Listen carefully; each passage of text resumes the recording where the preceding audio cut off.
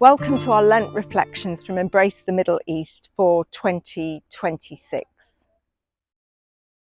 As we begin this season of Lent, I'm standing here at the base of the Mount of Temptation, overlooking the ancient city of Jericho.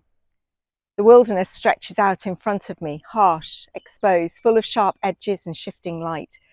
It's a landscape that makes you feel small, and yet it's also a landscape where the deepest work of the soul can often take place. Today I will be reflecting on the three Bible readings from Genesis, Matthew's Gospel, and the letter to the Romans. It was in terrain like this that Jesus made the choices that would shape his ministry. It was here that he set out his stall. This wilderness is in sharp contrast to the beautiful garden described in the book of Genesis. The story of the Garden of Eden portrays a very different landscape.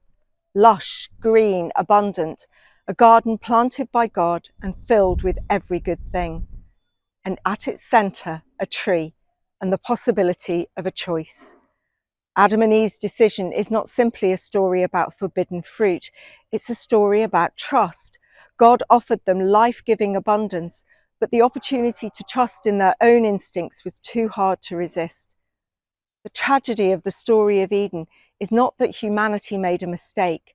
It's that in that moment, we turned away from relationship, imagining that we could define good and evil without reference to God. It's a story that plays out again and again in our world. Our choices shape us for good or ill. And so we come to Jesus in the wilderness, hungry, vulnerable, and utterly exposed. The Gospel reading from Matthew brings us right here to this place where the stones seem to shimmer in the heat. After 40 days of fasting, Jesus faces three temptations, three choices. The first choice, to turn stones into bread, is not just about hunger. It's about using power for personal comfort rather than for the good of others. The second choice is to test God, to force God's hand, to demand spectacle rather than quiet faithfulness.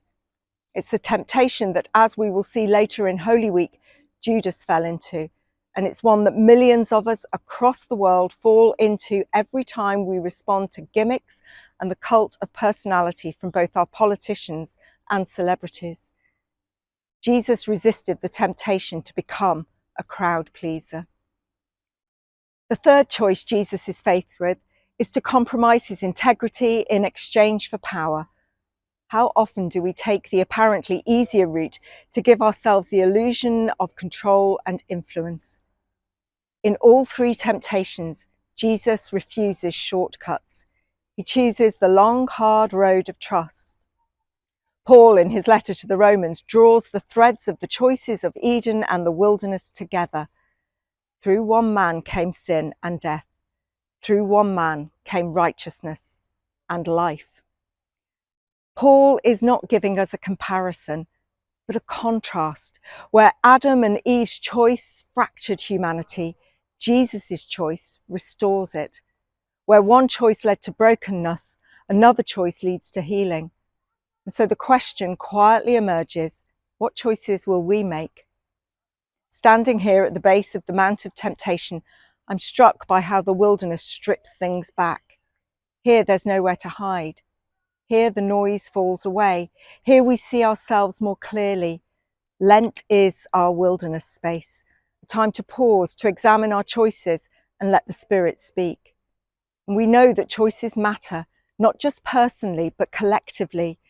The choices we make as communities, as churches, as nations, shapes the lives of people in very real ways. For many across the Middle East today, especially in places scarred by conflict, occupation, displacement and poverty, choices are limited, sometimes painfully so. But we have choices. We can choose to listen or to look away, to stand with those seeking justice and peace, or to remain silent, to act with compassion or to retreat into comfort. Every choice we make either builds or diminishes the possibility of flourishing for someone else. At Embrace the Middle East, we work every day with Christian partners across the region who are choosing hope, choosing compassion, choosing to serve their neighbours in the name of Christ, and we are invited to choose to stand with them. So as we enter this holy season from the mountain where Jesus chose faithfulness over power, integrity over dominion, sacrifice over self-preservation, we are invited to reflect on the choices before us. On behalf of Embrace the Middle East, I want to invite you to make a choice to join us this Lent in acts of hope, acts that will encourage us to learn, listen, pray, act and watch for the sign of God's kingdom. These choices matter. They shape the world God gave us. As we journey deeper into Lent, let's walk the path Jesus walked, rooted in trust, guided by love, and committed to choosing life. Amen.